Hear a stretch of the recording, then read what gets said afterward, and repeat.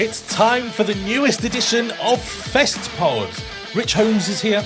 We've got loads to talk about, including Linkin Park and Oasis both reforming, weekend tickets for Bloodstock completely sold out for 2025, and a new slam dunk lineup, and loads more. It's all coming up next on Festpod, the unofficial rock festival guide, right after this short message from our sponsor.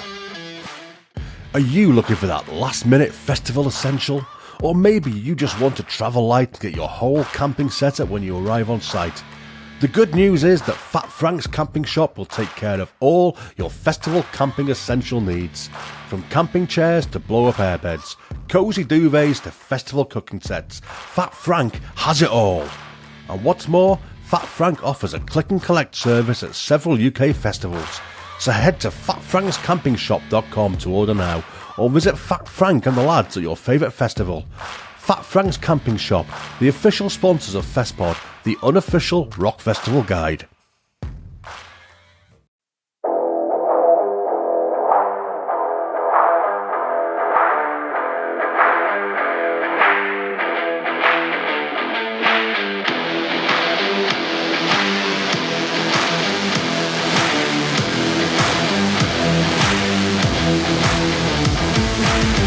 Welcome to Festpod.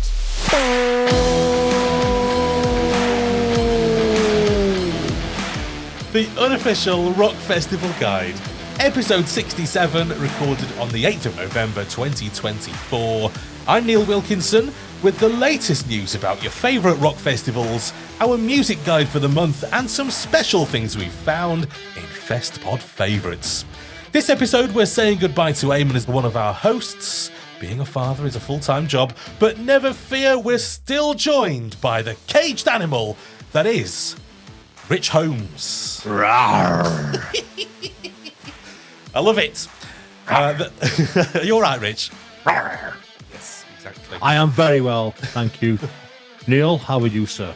I'm all right, crashing on day to day, seeing how we can get through each single day without breaking down and crying when we look at America. You know what? But, the way I look at it is music is a way to deal with life. Thank God for the music that we listen to. Thank God for the gigs and festivals we can go to, because it takes you away from all the shit that's going down around. The next one that we've got coming up is possibly some... In fact, there's the gigs coming up. It's fine. I'm thinking about festivals. There's gigs coming up. There's gigs coming, so that's fine. All right, it's okay. It's okay, calm. Calm yourself. It's okay. Yes. We're going to get through this. But yes, we will. We're together. So there are two versions of the show, audio and video. The video is on YouTube and the audio is on your podcast app. Just search for Festpod to find it. Follow us on the socials or on YouTube by looking for Festpod. Do click like and subscribe for free on there, and find all our links, including our merch and our Patreon, at festpod.co.uk. So let's get stuck in to the festival news. Right. So, Bloodstock, the 2025 weekend camping tickets have all sold out. I fucking love this story, right? Well, as well as a story from Kerrang. Just looking at Vicky and Adam on the socials and how quickly these have gone, and the extra space that they've got this year as well, gone in seconds. It's incredible. They've got an incredible lineup of Bloodstock next year with Trivium, Machine Head, and Gojira headlining. I think it just goes to show how people have flocked to Bloodstock more and more over the last couple of years, and how people, they want it. They want it. And there's a lot of people whinging and moaning and they haven't got tickets. But we'll brush over that because everybody was aware this was happening. This is the same as what Bloodstock do every single year. They're a business as well. Let's not forget that. But well done to them. I absolutely made up that they are totally sold out for this. Yeah. And it's, wow. Not even in December. Absolutely incredible. When that lineup got announced, and the names on there, you've got the likes of Emperor on there, Lacuna Coil, Creeper, Kublai Khan, the Black Dahlia Murder. It's such a great lineup, and as soon as that lineup was revealed on the day there, you just knew that these tickets were going to fly out. So I don't think anyone can be surprised. And even with the extra tickets that they put on, even they've gone. So I mean, those bands you read out there are all brilliant bands, but let's not forget friend of the show Waterlines and Phoenix Lake as well, who were both appearing again. So well done to them two bands, as well as all the other bands that we're going to get on the New Blood stage, all the bands we're going to get on the EMP stage or whatever the sponsorship is going to be this year. I don't know if it's the same or not. I don't know. What a weekend it's going to be. Yeah. I mean, it's a great weekend every weekend. Yeah, I mean, I've always said this about Bloodstock. It doesn't matter who's on the lineup because it's always a good weekend. But when you got a lineup as fucking white hot as this, fuck me, wow. Yeah, so full.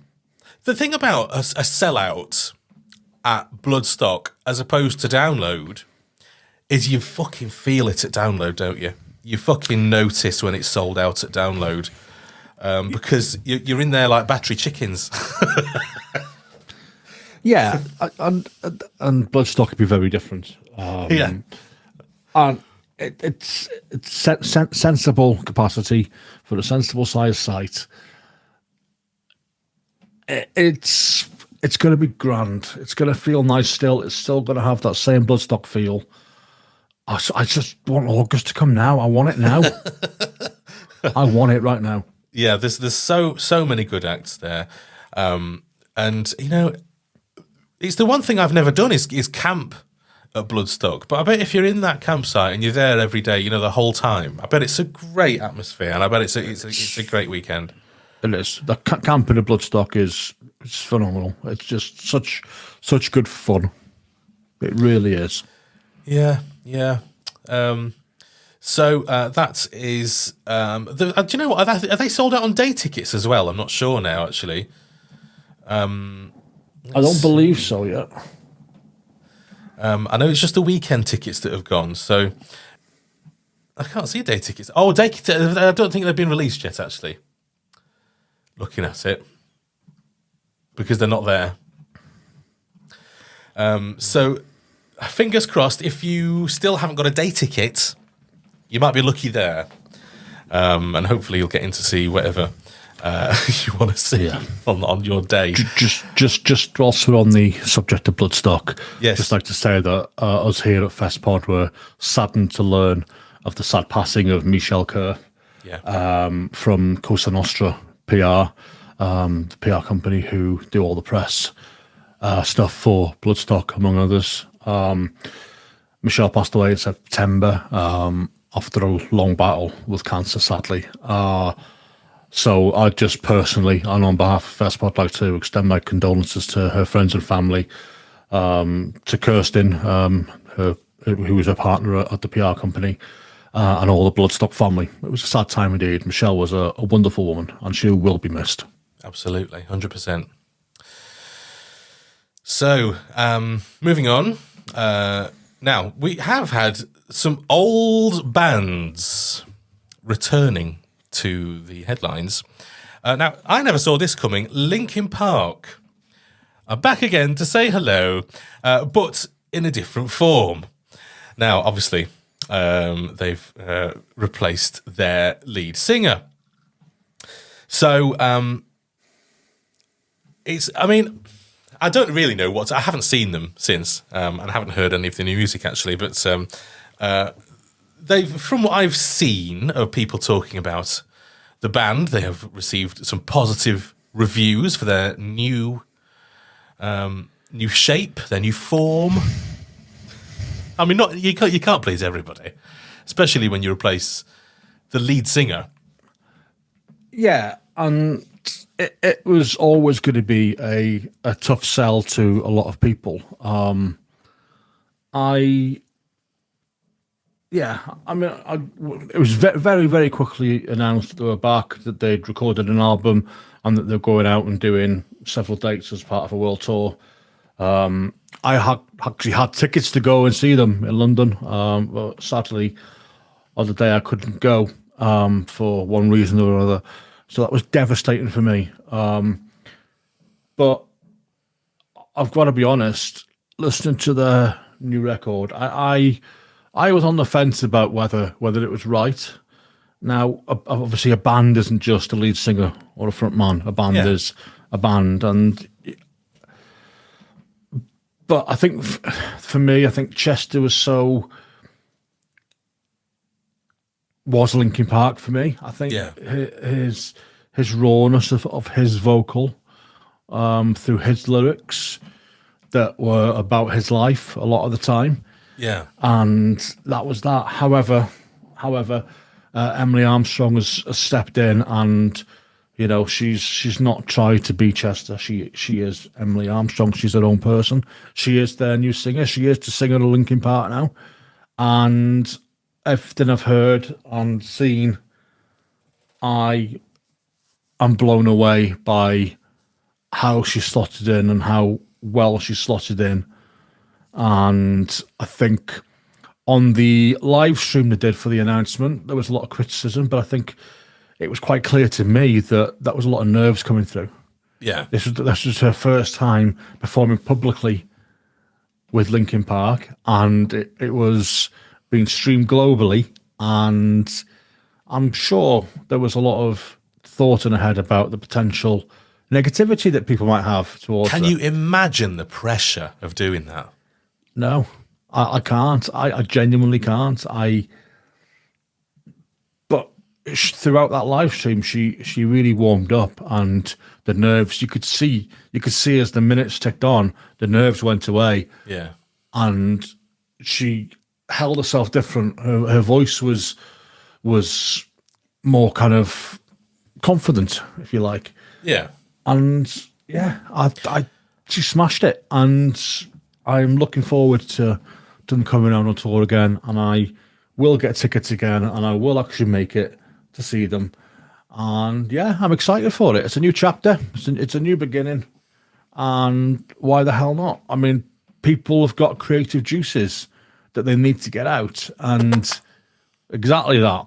And when you've worked and lived together as a band for so long, you need to have that output. If you've got no kind of side projects on the go, if you're somebody in a band with no side projects, you want to get back with your bandmates. You want the support of your mates.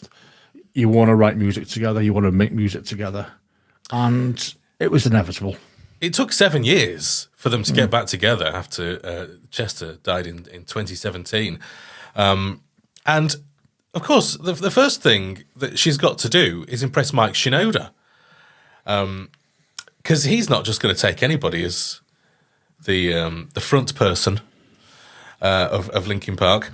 But Mike Shinoda actually sat down with Jimmy Fallon on The Tonight Show, and he was asked the big reforming question, like, why? Why did you do it?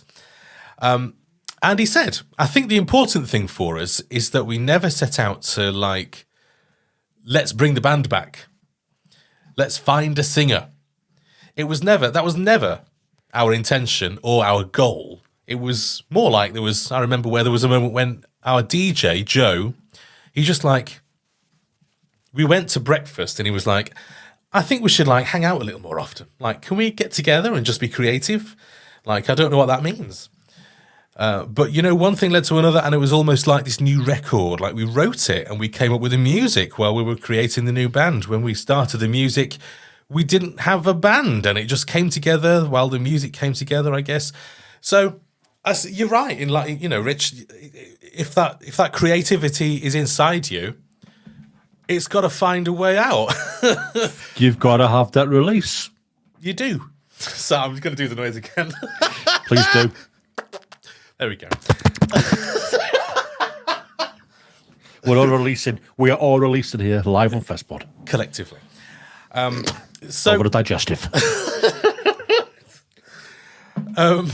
So, yeah, I guess. I mean, I'm pleased to see them back, to be honest, and I'm keen to get involved and be a fan again, because the fans have to, inevitably the fans have to accept the new stuff that you're doing. I mean, even bands that haven't changed can come out with new stuff, and the fans don't accept it because they don't like the new direction or whatever.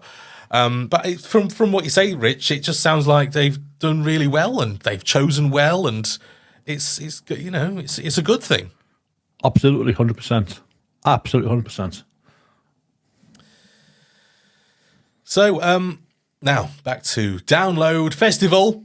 Now there were some worried faces when the tickets went on sale this year. Because, well,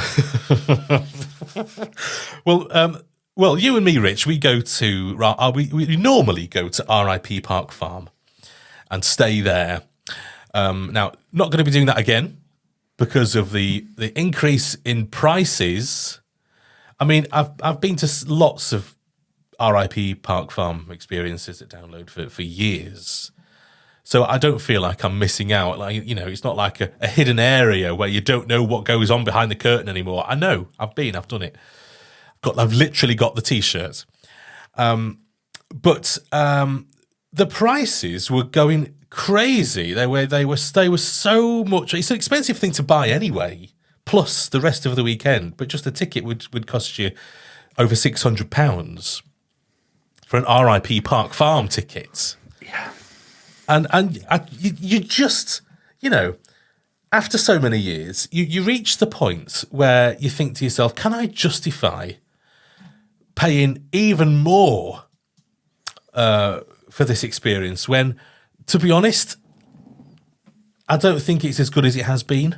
I think it was better in past years where, because you pay that extra money, you'd expect there to be some bog roll in the toilets.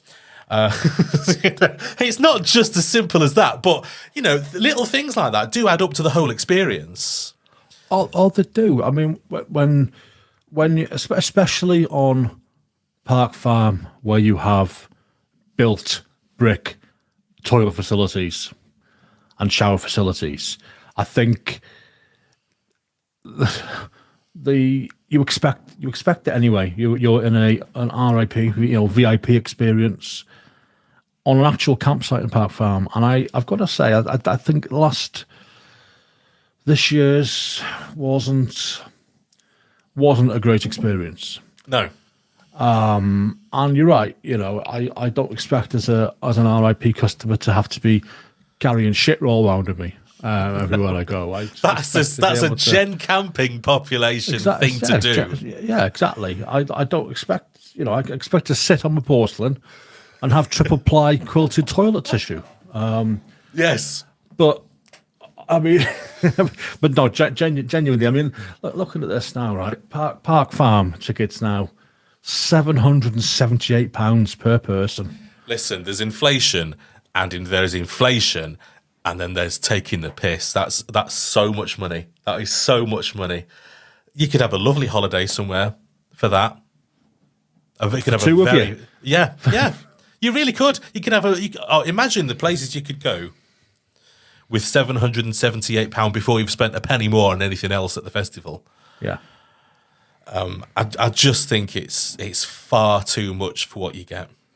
Notwithstanding as well, obviously, if you might have to buy a new tent for it as well, which could cost you a couple £100, and everything else on top of that, you are essentially looking at, before you even got through the gates of the festival. So just stuff for your camping, your clothes and stuff like that, your travel, you're looking at close to £1,000. Yeah. And what you have to show for it at the end of it. Diablo, as I've named him. This is the stuffed toy, the Download dog toy that we got this year.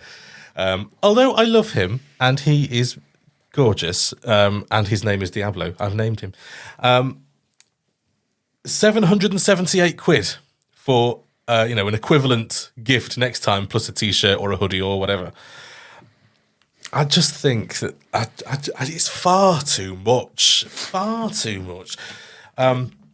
the problem is they've got a group of people who will always pay it. Oh, yeah, there's dedicated people who don't give a toss, and they've got the money. And it will sell out every year because people are fed up with how shit general camping is. Yes. And they want to pay a bit more to not have stupid walks, to not be swimming around in mud. They want to actually enjoy their experience. I'm not gonna lie, Neil. If I was earning a lot of money and I didn't have 3 kids to look after and pay for, I would probably still go. If I would probably still do it because it's just easier parking next to your tent. So there's no stress about that. You know, be able to have a shower if you want. It's actually hot. It might not be clean, but they're hot And private. and private. If you want to get your balls out, you're free to do so. Share them with everybody. Right. I mean, I guess after we've been for years now, and we possibly have got a little bit used to the niceness. God, I just can't see how they're justifying asking for so much money. I really can't. The standard camping, general camping, $299 now for a weekend. Oh, that's the payment plan. I'm looking at the price for download 2025 weekend and 5-night camping installments. So that is $299, £74.75 each over 4 installments. More manageable, but you're going to have a very different time. Of course, it's more manageable, but it's still 300 quid. And what's Bloodstock, or what was Bloodstock charging? I'll find out for you now, but it wasn't. It's nowhere near that level. I mean, admittedly, Bloodstock is a much smaller festival. It's a smaller capacity. There's not as many people there. No, but there's still infrastructure to pay for. There's still stuff to pay for. Oh, yeah. It was so the early bird standard weekend camping at Bloodstock was before booking fee, 175. Right.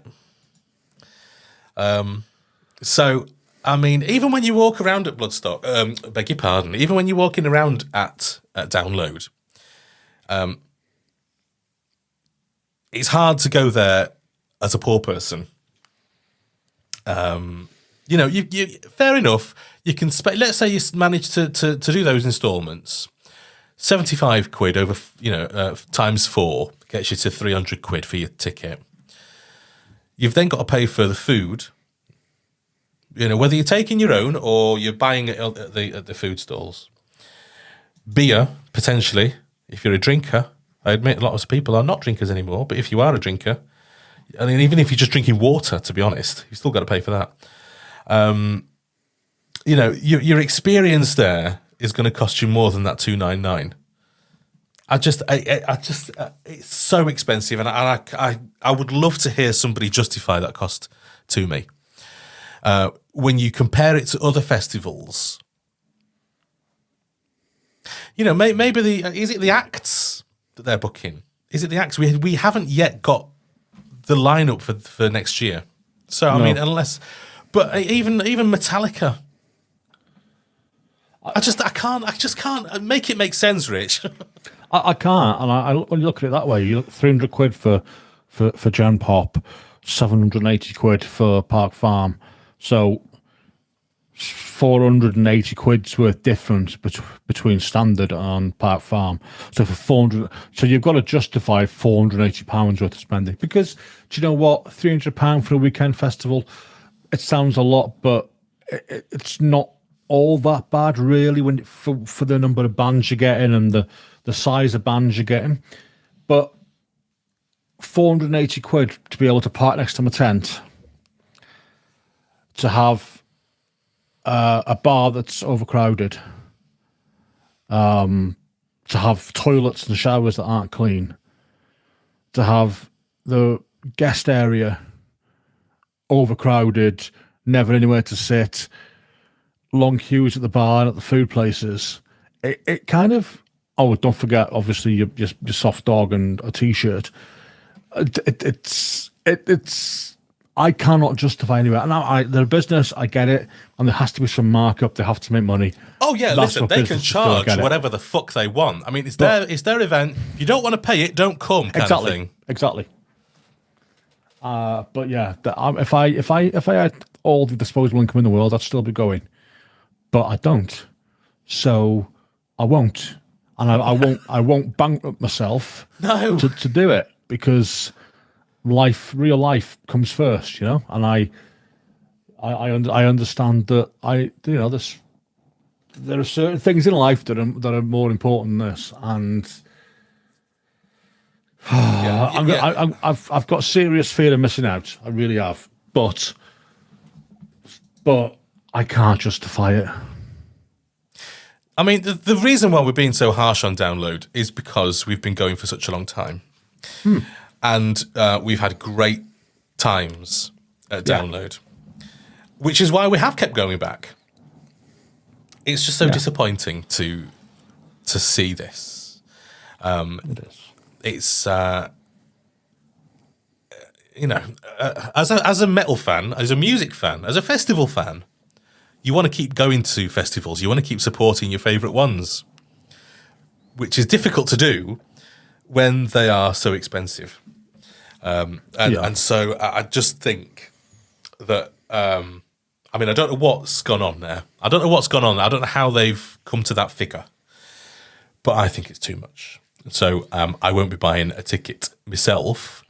If they would still like to invite us to go along and cover as press, we will happily turn up and cover as press. But I certainly can't afford, never mind want to, buy an RIP ticket as I normally would, which is disappointing. And it's sad. It is sad because Download's been a big part of my life for a while now, and the friendship group that we've both got at Download, and I'm going to miss that. I genuinely am going to miss that, and it's, you know, maybe some. No, I'm trying to just justify it now. I was going to say maybe I can justify some of the cost with that, but I just it's too much for me now. I've been priced out of it, and that's the way it is. That's life. Yeah. So now we're upset with that price. Festival fans, here's the headline. Festival fans fuming after seeing how much Glastonbury 2025 tickets cost, which is a story on the Joe website. The cost is £378.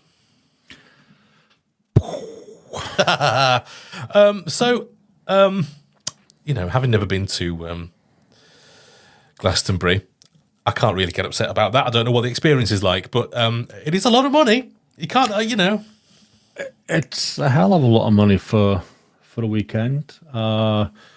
They were 355 quid this year, so they've gone up, 23.5 quid this year. But since 2019, the ticket prices at Glasgow have jumped by 40%. Yeah. Now we all remember COVID and what that was like, especially the trouble that it caused for festivals. Obviously, and how expensive it is to put a festival on. We acknowledge that. That's still there. And of course you want to make some money if you put a festival on. Of course you do.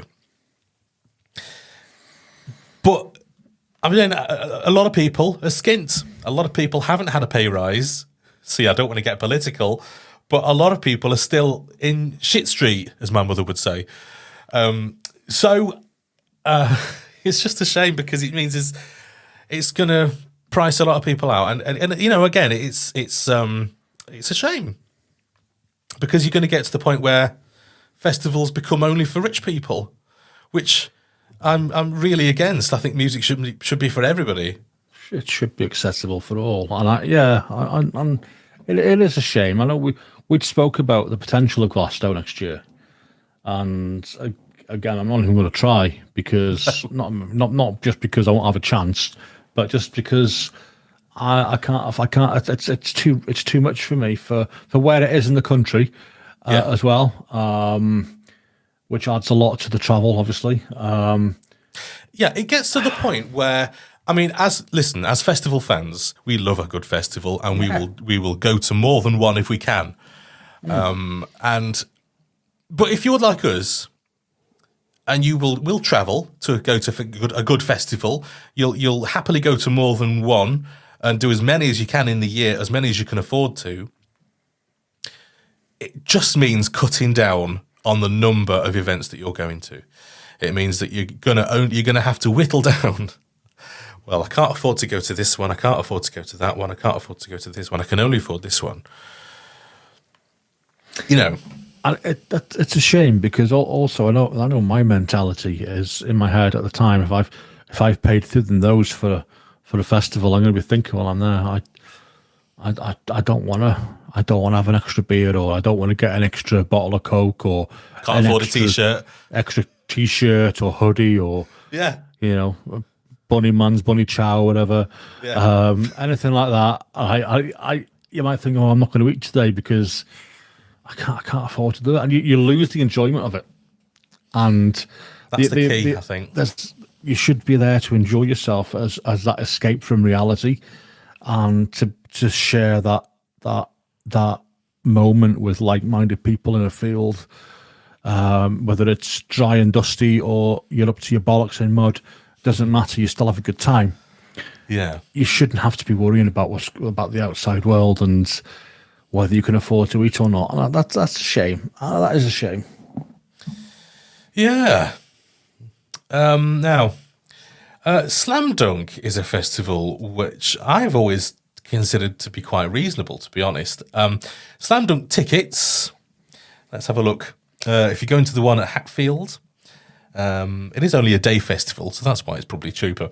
They are asking for early bird, £115, super early bird, £99, gen admission, £125, and final release, £139. So it is, I mean, it's on the more expensive side, to be really honest, for one day. But I suppose it's much easier for you to go to because it's only one day, and you are interested in the lineup, which has just been released. We have A Day to Remember, Alkaline Trio, Electric Callboy, Neck Deep, The Used. There's quite a lot of names there. Yeah, Defects. Newfound Glory, Dream State in there as well. It's actually shaping up to be a really good lineup for Slam Dunk. I think it's quite a strong lineup personally for what Slam Dunk is, and for the demographic that they're aimed at. So, no, I think it's a good lineup. I'm considering it. Yeah. So you've got this happens before download, doesn't it? So Saturday the 24th of May, you've got Hatfield. What's that in London? Camden Takeover. They do another event, don't they, in London, by the way? Yeah, after parties and stuff. Oh, is that after parties I'm looking at? Oh, right, okay. See, I need glasses now. I need my glasses on. I can't see fuck all. Okay, there we go at the top there. So South Hatfield Park, 24th of May. And the day after, Sunday the 25th of May, Leeds, North, Temple Newsham. Yeah, that looks like a fun day out. And hopefully all their car parking issues are sorted by now and everybody's happy. And I mean, it's still, people are still after this. People still want this, which is good. I'm pleased to see they're continuing. Oh, absolutely. Absolutely.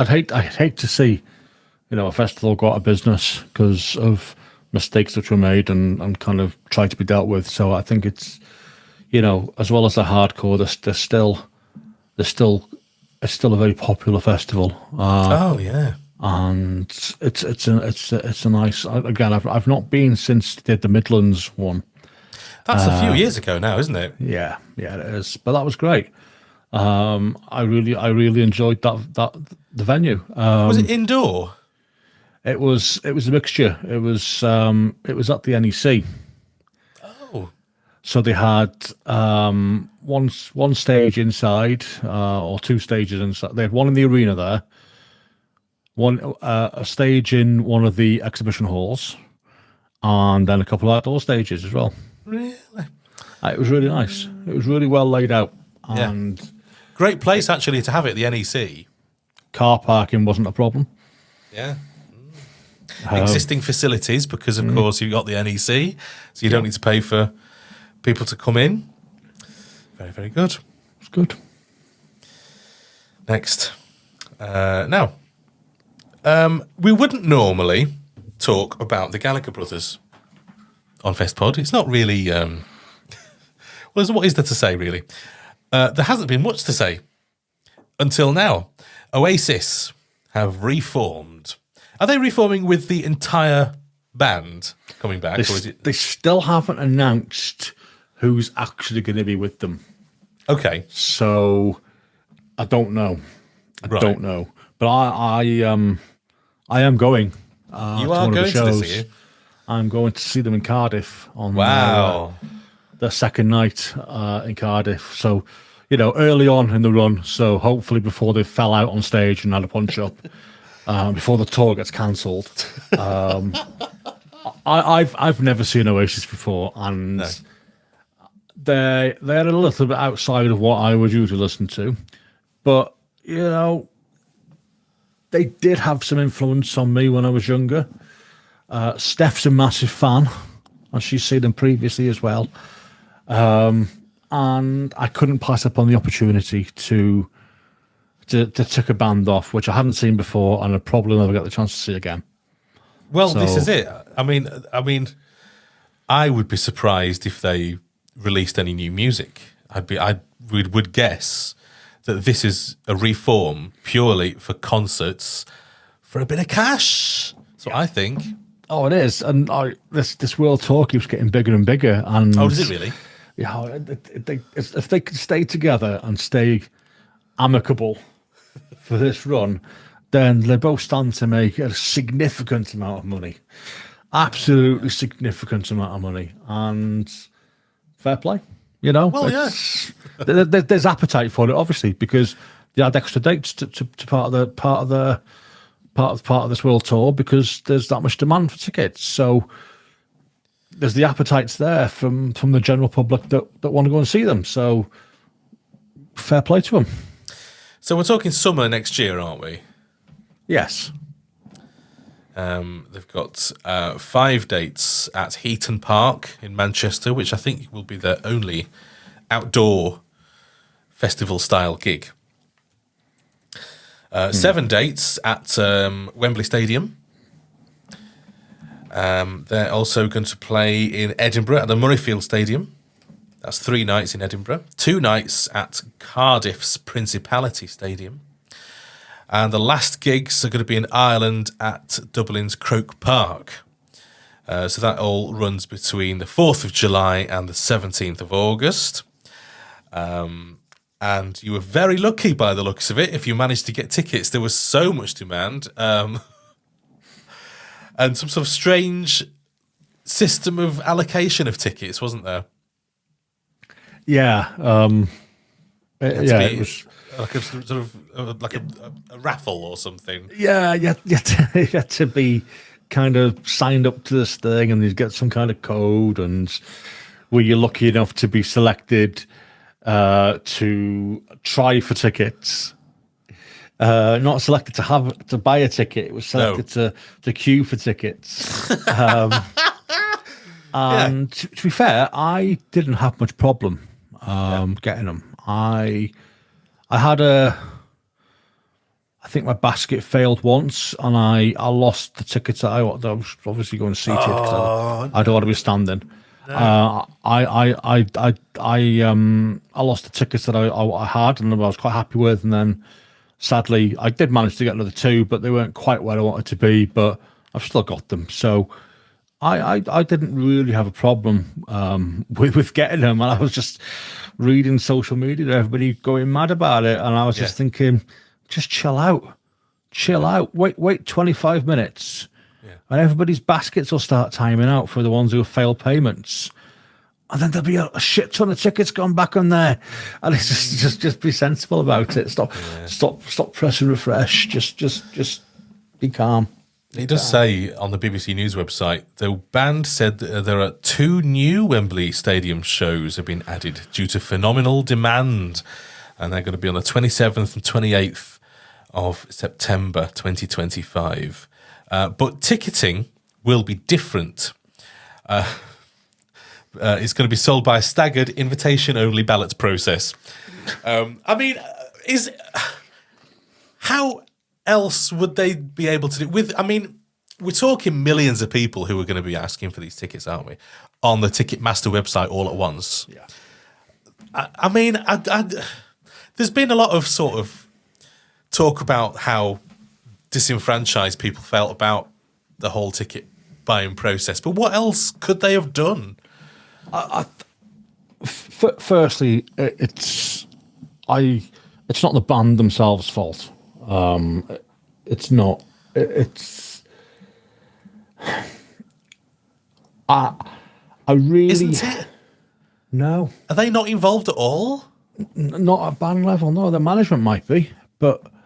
But do you really think that Liam or Noel's going to be saying how they want to sell tickets? They're not asked about that. It's down to the management team. It's down to them and Ticketmaster and whoever the promoter is to do it. And the problem you've got, and I'll fucking stand by this, the problem you've got is fucking Ticket Bastard.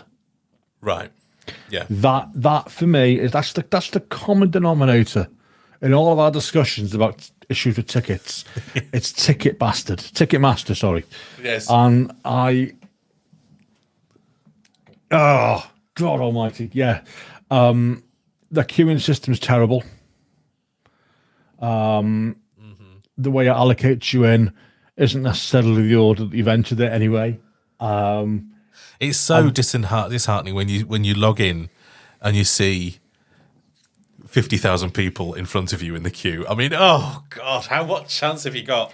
When I logged on for my tickets for Oasis for Cardiff, there was, I think it was like 80,000 people ahead of me in the queue, and I was bang on time. I was there ready, right?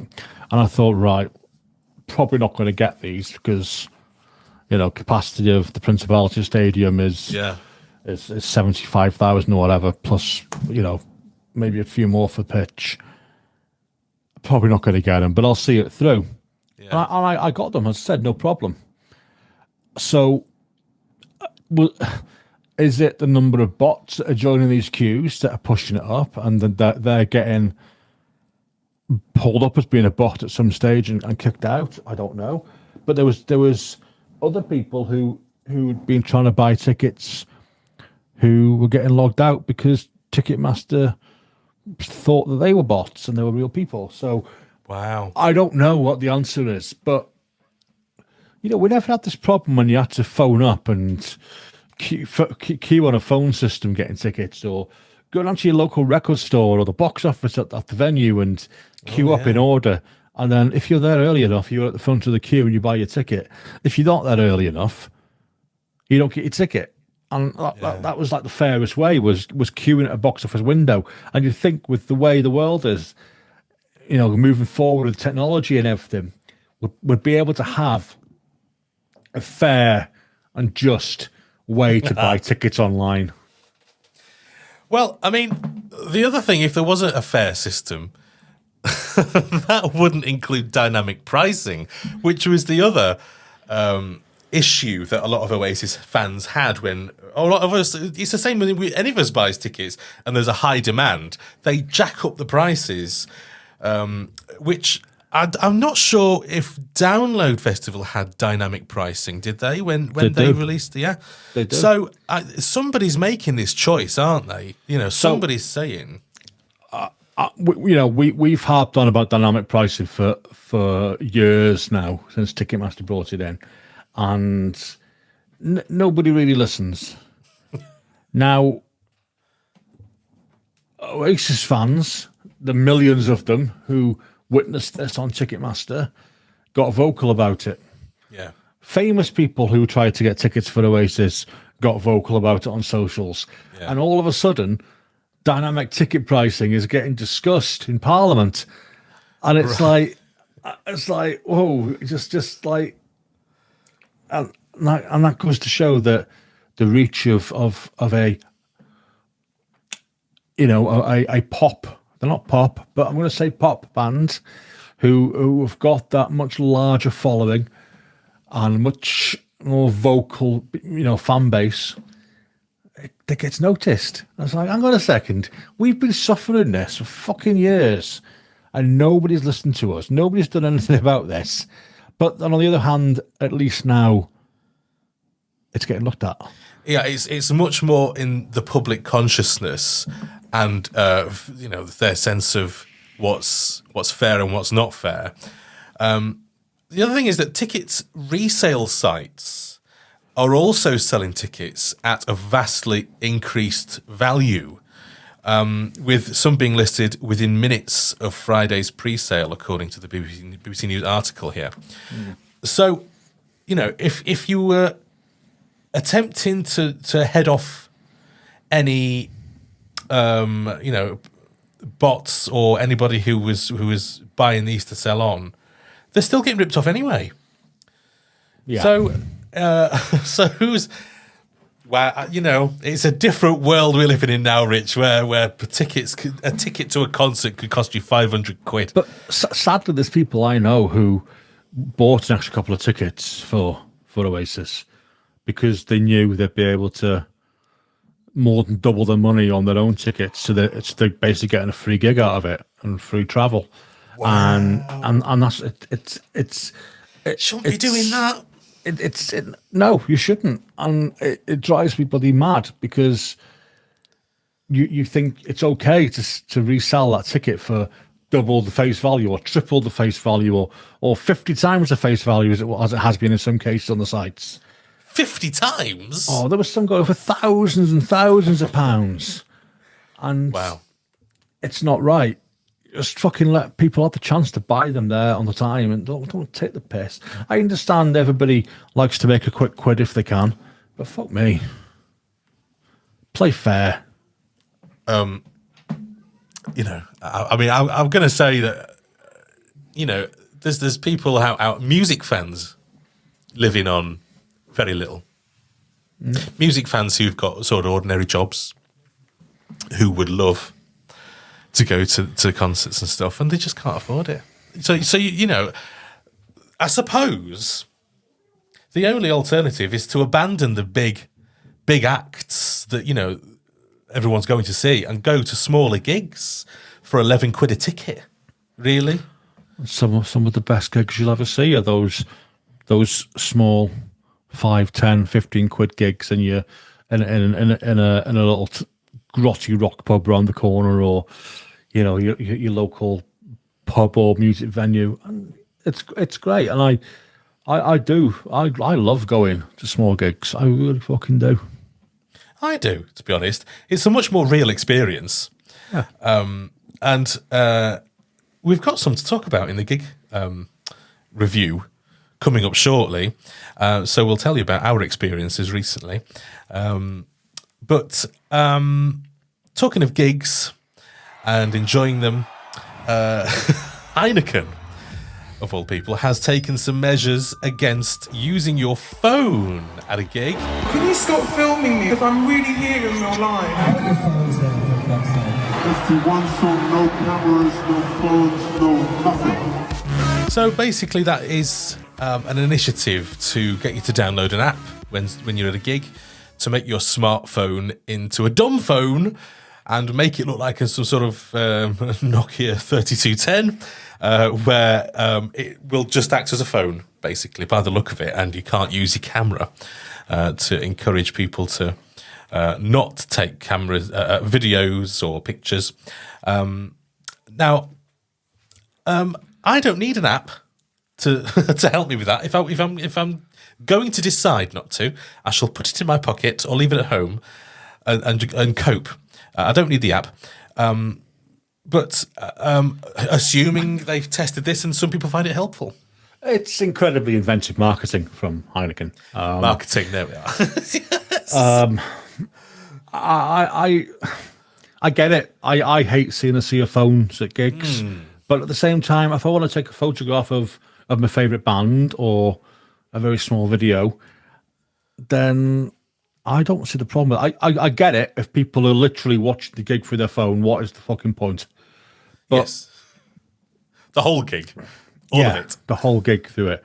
But, you know, if you forget about large arena gigs, right, and you think down to as we were just talking about, smaller venues and smaller bands who they might not be overly fond of you know, recording the gig or part of the gig, but you share that on social. 9 times out of 10, the band will reshare it, or the band will like it or comment on it because it's putting them out there more on socials. It's getting them into people's, you know, algorithms because you've tagged them in it, and it's promoting them for free. So I am very on the fence with this. I hate it, but also I see the benefits. Well, I mean, I was just thinking if I was in a band, not a huge band, just you know, getting there, making some progress, and hoping to get bigger. How would I feel if not one single person in the audience wanted to take my picture or make a video of me playing my music? Let me flip this round as well, though, because when you're on stage with a light in your face, you can't see a lot of that crowd. No. You can see the first few rows. So when people are saying every fucking one of you has got your phone out or whatever, it's an over exaggeration of sorts. Yes. But yeah, I agree with you. If I was some rock sex god like Aaron Prime, oh yes, I'd expect people to be taking my photo, or to look at a short video to masturbate to that night, or stuff like that. I mean, you know, there's an ego to it as well. I think as a performer is that you might not like being stopped in the street if you're a recognisable artist, but you'd be sad as well when it all dries up and people stop doing it. Yeah, I think so. You know, you're not a front man for nothing. You know, you want that adulation, you want that attention. Of course you do. So, as an audience member, though, if you know, you take it from that perspective, it's not pleasant for us, I suppose, to be watching and see a lot of phones at 100% brightness, which is why I always turn mine right down if I'm going to take any pictures or video. It might mean that I can't really see what I'm filming or looking at, you know, to take a picture of, but it means I'm not pissing all over somebody's chips by having a bright LCD display in front of their view of the stage. I agree, but you've got morals and ethics, and you know, like myself, and I think we're both intelligent gentlemen who think about that sort of thing. Yeah, we're not selfish. No, and I suppose you can't say that. Yeah, you can't say that about everybody, can you? Which is, you know, it's an entire species, and everybody's invited to a gig. So that would be my tip: is not how not to piss other people off. I mean, even at festivals, when you're outdoor and you're trying to take maybe a picture or a video, people have a go at you. Look at him with his phone out. Listen, mate, I can't possibly be pissing you off in the outdoors. If your life's that fucking sad, that you've got to passive aggressively shout at somebody in a field for taking a photo of a band a few hundred yards away on a stage. Yeah. Fuck me. Get a fucking life. Yeah, yeah. But then again, there's people who passionately hate phones at gigs. So nobody's right, but then nobody's wrong. No.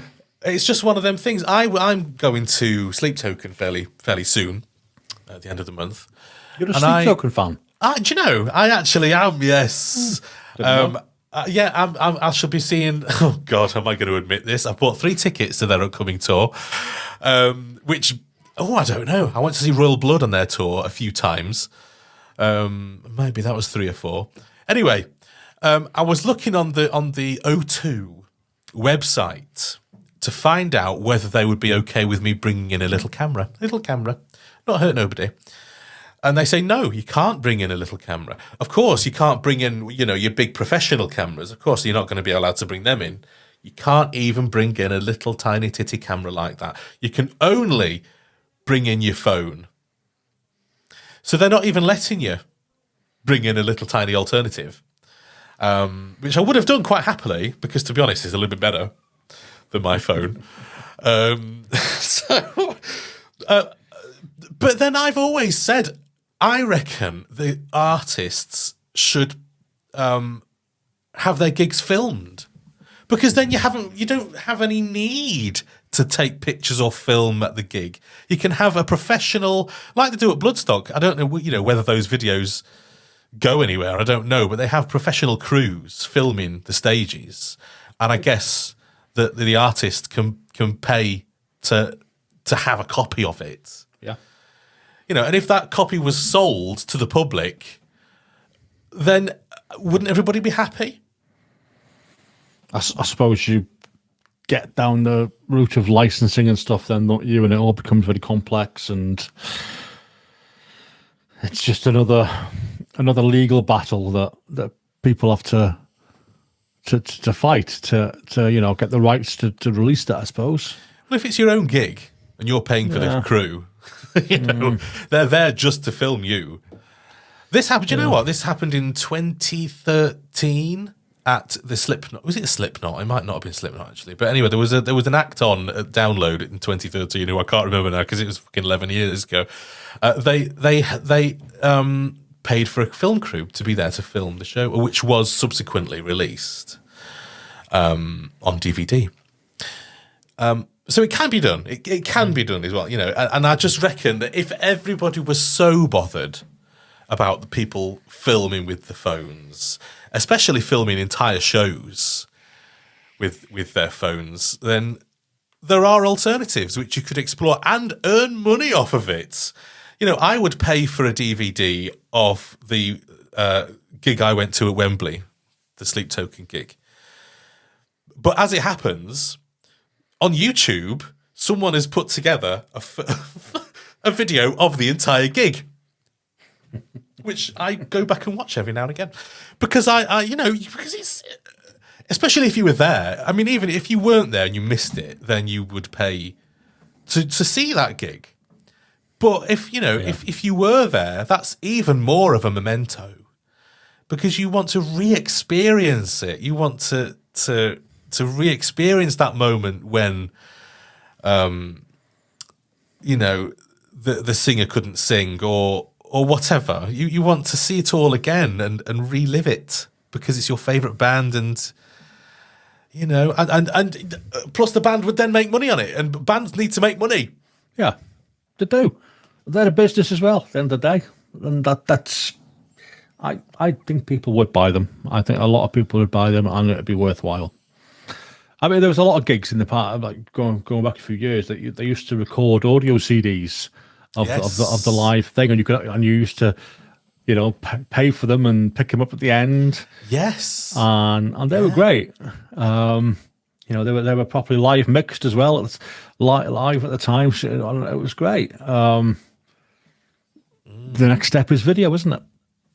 Nowadays it is. Nowadays it's all about video. And get a little USB stick with it on or whatever. Do you know what? Or even just a link.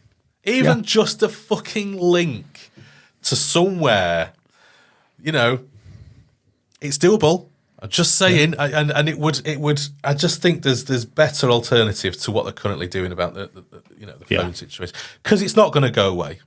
You know, you could invest all this money in your little pouches that people put their phones in, and it's locked. But why? Why not just film the gig? I'm sure it wouldn't be that expensive compared to what you're spending on all this weird stuff, putting pouches out there and whatever. Hey, what do I know? What do I know? But, you know, this is from my perspective. Anyway, it's not going to solve anything, just ranting about this. Next, let's get our gig review right after this. Hi, we're Vild. You're listening to Festpod. You'll be right back. Are you looking for that last-minute festival essential? Or maybe you just want to travel light and get your whole camping setup when you arrive on site? The good news is that Fat Frank's Camping Shop will take care of all your festival camping essential needs. From camping chairs to blow-up airbeds, cosy duvets to festival cooking sets, Fat Frank has it all. And what's more, Fat Frank offers a click and collect service at several UK festivals. So head to fatfrankscampingshop.com to order now, or visit Fat Frank and the lads at your favourite festival. Fat Frank's Camping Shop, the official sponsors of Festpod, the unofficial rock festival guide. Welcome back to Festpod, the unofficial rock festival guide. So, let's get cracking with our gig review. Mr. Rich Holmes, you went to go and see Andromedous. I did indeed. I went to see Andromedous supporting Linkin Park, one of the Linkin Park tribute bands. It's spelled wrong, isn't it? It's spelled differently. Yes, it's got some numbers in there, instead of letters. In Bethesda, in Northwest Wales. Hey! In a place called Neill Wilkinson. So that was the hall it was in. It's been recently refurbished and done out, and beautiful little venue in the middle of this tiny little fucking Welsh Snowdonia village. Oh, how lovely. Town, village. It's a village. Probably a big village, large village. Big village, yeah. And I had a great time. The boys came and picked me up. I got the tour bus with them. Lucky you. We went for a ride out to Llanfairpwll, Gwyngyth, Gorgerth, Windrobl, Llantysilio, go. Did you? Because they wanted a photo with the sign. We went there first, and then we went down over to Bethesda, helped them do the loading and everything. And wow, so you were a roadie? Yeah, roadie. Sat and chilled with them all day in their dressing room, and just lived the rock and roll lifestyle. And it was good. It was really good. It was the first time we see an Andromedous with Elliot on vocals. Oh yeah. Elliot's a really lovely lad as well. Yeah. Really nice bloke, and his vocals superb, and just adding that another layer to what were already a damn good fucking band. They were another level with the vocal as well, so absolutely phenomenal. And the Linkin Park tribute band were fucking shit hot as well. Incredibly good. It was just an all-round good time. And then came back on the tour bus. The lads stayed here at my house. Oh. We had a little rock and roll party, got some hookers in. Yeah. Sherbet? Somebody sherbet there? Oh, no. Just hookers. Okay, fine.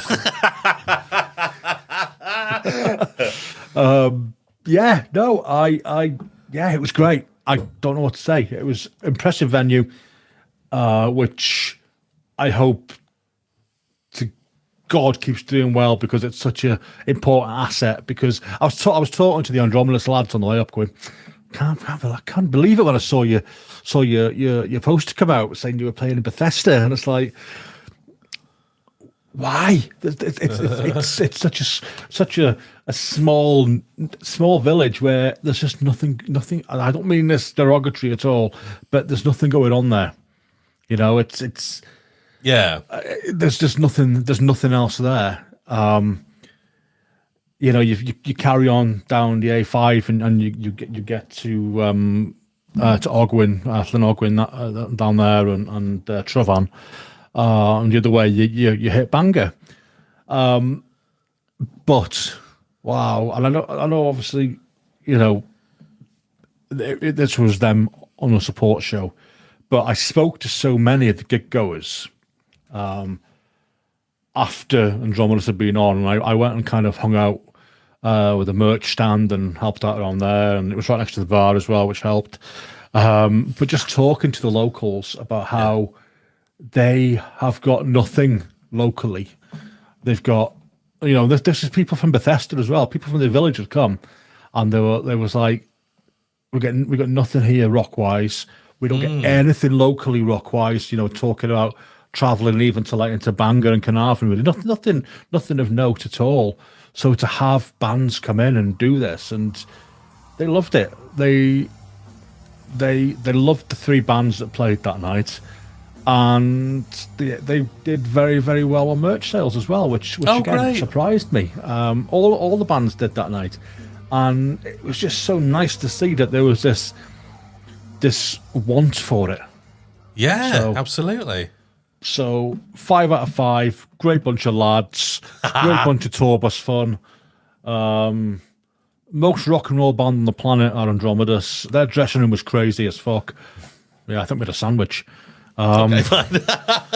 But no, it was such a cool experience, and they're always welcome here whenever in the area, and they can come and pick me up and I'll roadie for them again. Oh, that's nice. I went to a gig in Leeds. I was invited by Veiled, who you may remember were the first act on at this year's takeover at Download. They had an album launch. The album is called Sect, SE/CT. It's out now. It's amazing. It's really good. And it was an incredible gig. Now, we did an interview for Festpod, which you'll see in our next episode, which really interesting. We were going to the origins of the album, what it took to make it, the fact that they went to #1 with it. Do you know what? It was such a good gig. Everybody was really up for it. It was there wasn't just Veiled there. They had some support, Fracture and Rituals, who are fantastic. Really a great band. Really good. In fact, I bought a bit of Rituals merch. Yeah, I will. Yeah, you might see that on an upcoming episode. Also, Steel Mage were there as well. Fantastic. Every band was very, very entertaining. And like we were saying, not an expensive gig to go to. But the venue was really nice. It was in what looked like an old library, which had now been turned into a sort of pub with an upstairs venue area, sort of smallish. Just a great night. You know, you know what it's like. You go to a small gig and it's packed, and everybody's up for it. Just a really, really great night. And Veil did a cracking job on performing the new tracks. Just really good. So look out for the next episode where I will go into that in much more detail. But yeah, any gigs like that, you know, and yeah, supporting the takeover bands on their outings and, you know, progression. It's just something I like doing. So next, let's find out what gigs that you can go to in our guide. So what gigs or festivals are coming up? Let's have a look. Now, I might have mentioned this once or twice. Sleep Token. I'm going to see Sleep Token in November and December. A few weeks away. I'm going to the one at the Co-op. There's a venue called the Co-op in Manchester. Can you get a meal deal there? You can, I should imagine. Can you imagine? So to see Sleep Token in the UK in the next couple of months, they are playing in Glasgow, Manchester, Birmingham, London, Cardiff and Leeds. So I shall be there. Look out for me. Rich Holmes.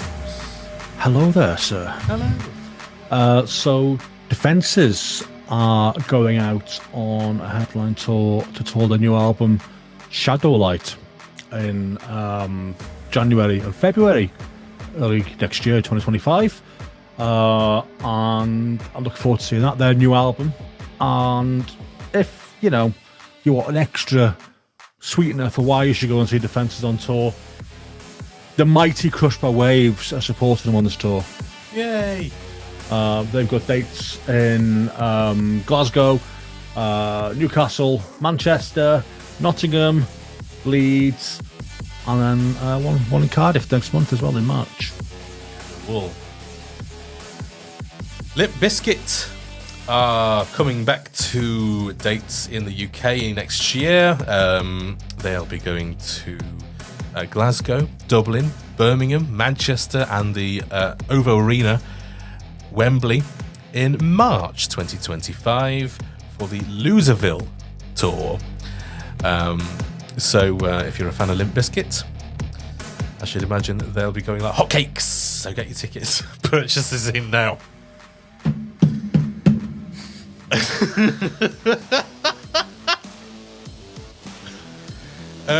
So if there's a gig, a festival, or a piece of music that you would like to recommend to us, let us know on the socials or in the comments below, or send us an email to info@festpod.co.uk. Next up, we'll get our Festpod Favourites. So this is where we recommend something we've seen that we like. Would you like to go first, Rich? I would love to go first, Neil. So my Festpod favourite for this episode, it's some more Bloodstock merch, and Right. it's a Stan bathrobe. So it's a bathrobe with the Bloodstock logo on it. I mean, how can you not like it? 35 quid, right, for what looks like a quality bathrobe. I'm all over this. It's just a shame it probably wouldn't fit me. Well, what sizes have they got? There's one size. Is there one size? Yeah. Oh. For a chunky piece of kit like me, that becomes problematic. But no, I mean, Who's the model? it looks beautiful. And I'd love it. I'd love that in my life. Should we take a look at the details here? It's terry toweling. It's 100% cotton. It's luxurious and soft. It's got a shawl, collar, and belt. You will not want to take it off. And for extra comfort and convenience, they've added pockets. Everybody loves pockets. Everybody loves pockets. Oh yeah, one size. Wash before first use. So many jokes. High quality ring spun cotton, machine washable. So yeah.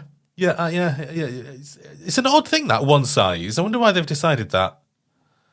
I mean, I don't know. I imagine it's a cost thing, which is fine. One size will fit most people. It's my own fault for eating too many pies and drinking too many pints. but we love the pies and pints, Rich. Yep.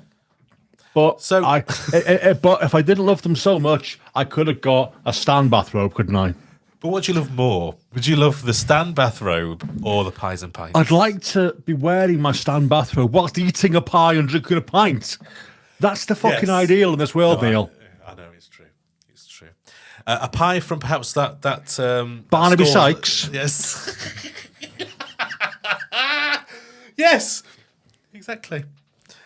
Yeah. Well, it is very nice. I mean, you know, if you picture Bloodstock and you picture the crowd.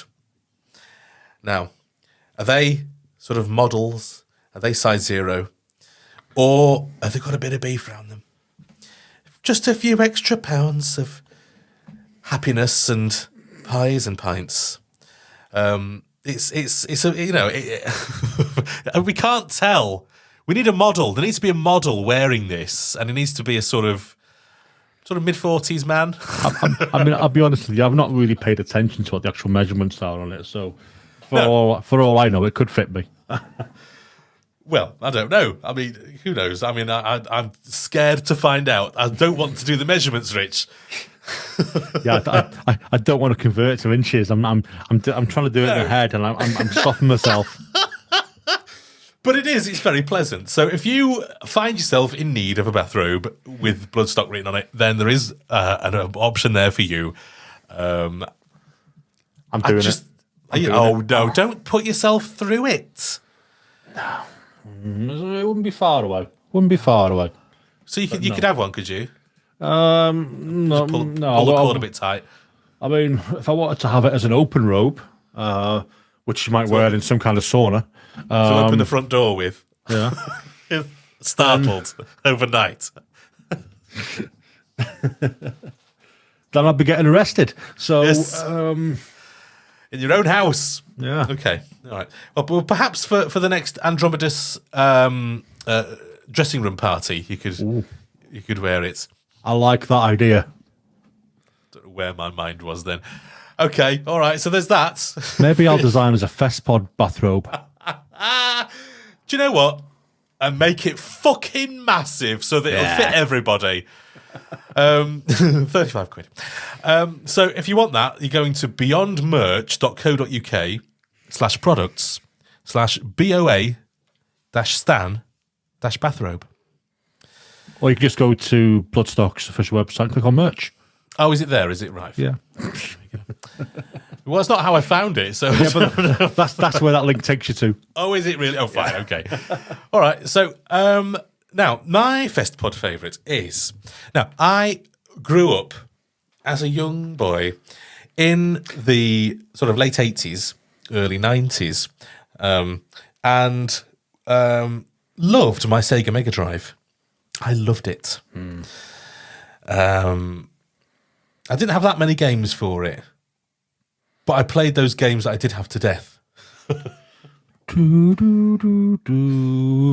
right. So, one of those games, in fact, two of those games, were Sega games called Sonic the Hedgehog. I had Sonic 1 and 2.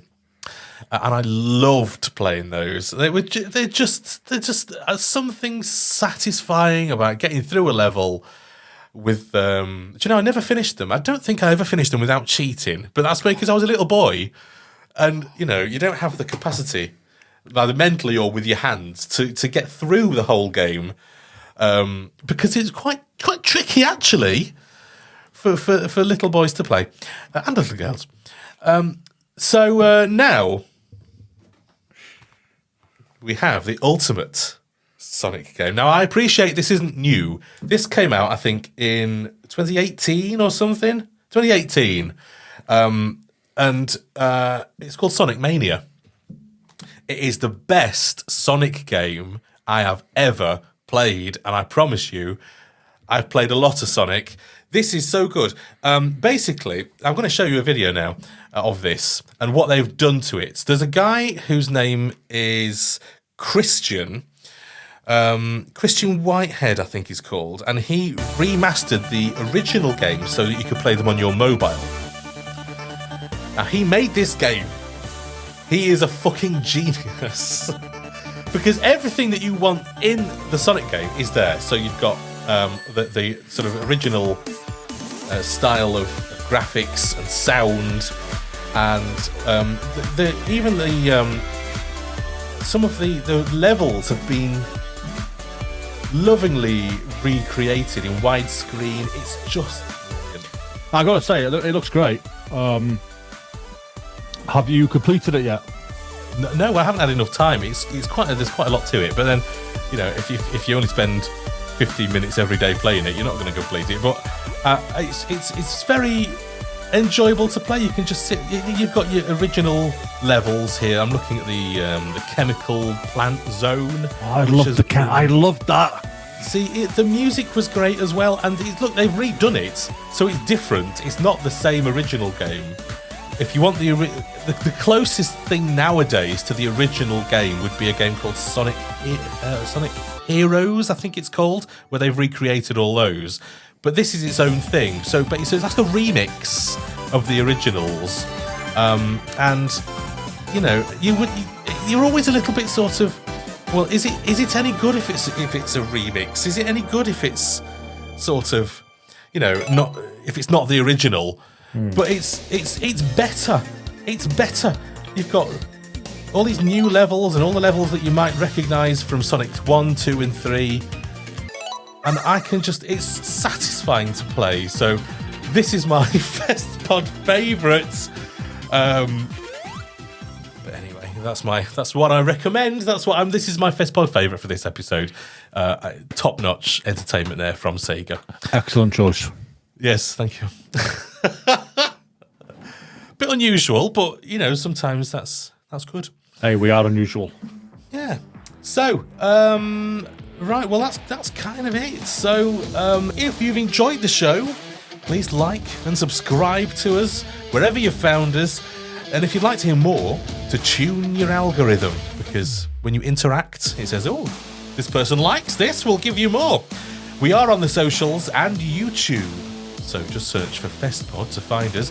If you'd like to support the show, head to the website, festpod.co.uk, and click on Support Us to find our merch and Patreon. So, that's it. Thanks, Rich. Thank you, Neil. Thanks for listening, and we'll catch you next time. Bye-bye.